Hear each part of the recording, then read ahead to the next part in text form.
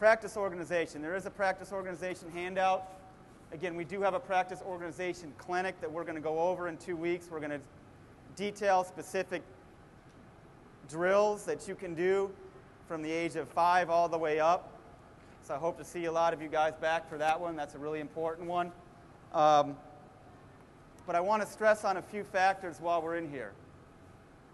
The most important thing is that if you leave kids to their own devices, and it doesn't matter, this is the age 4 all the way up through. If you have kids standing around, they're going to be disruptive. Even your really good kids are going to be disruptive. I know that I teach elementary physical education. And I have some really good kids that if I leave them and they get bored, they're going to start messing around too. Even the good kids, the last ones you expect.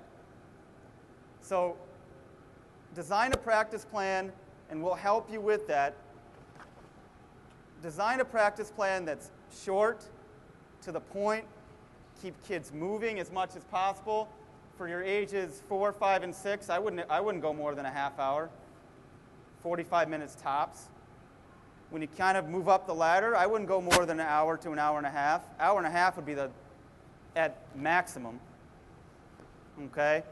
And make sure that during your practice plan that you limit the standing around as much as possible. That old baseball model, when we practice, of you have one coach hitting fungos to 9 guys standing around waiting for a ground ball. And then you do that for a half hour. And then you have one coach throw batting practice with one hitter hitting and everyone else waiting to hit. And that's your practice. Please don't do that. Please don't do that.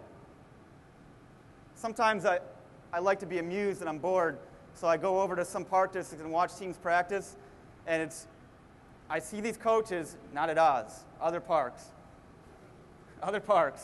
but I see these coaches that run those type of practices where you have one coach fungoing and 9 guys waiting in the field and hitting. And I'm sitting there in my brain saying, all right, I give this about 5 minutes to break down.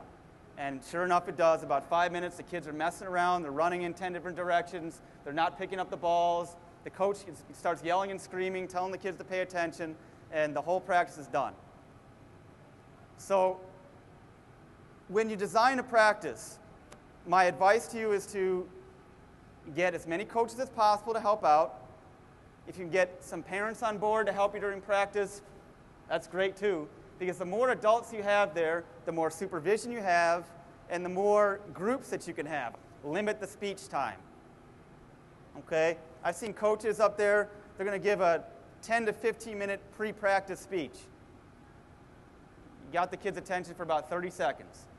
Okay? Tell the kids, okay, here's what we're going to work on today. These are the stations. Boom, get them moving. You don't need to talk to them for more than a minute. They're going to tune out. And before you know it, coaches start talking, and 15 minutes have gone, and then the practice is almost over. Okay? Same thing for post-game speeches and post-practice speeches. Keep it quick. And you can get their attention by raising your voice right away. They'll be a little goofing around in the huddle or whatever, and you just raise your voice. And I'm pretty good at that, so I get their attention right away. I think you're going to see a big difference just by being persistent, sticking to 1 or 2 objectives, and working that into your practice plan throughout the season. And don't be afraid to repeat. Don't be afraid to repeat the same practice plan 3 times in a row. The kids will not get bored of it. They're just going to learn from it and get better. I used to think that. I can't repeat this. I did this yesterday. Just hammer away at it. Hammer away at it until you feel like they get it.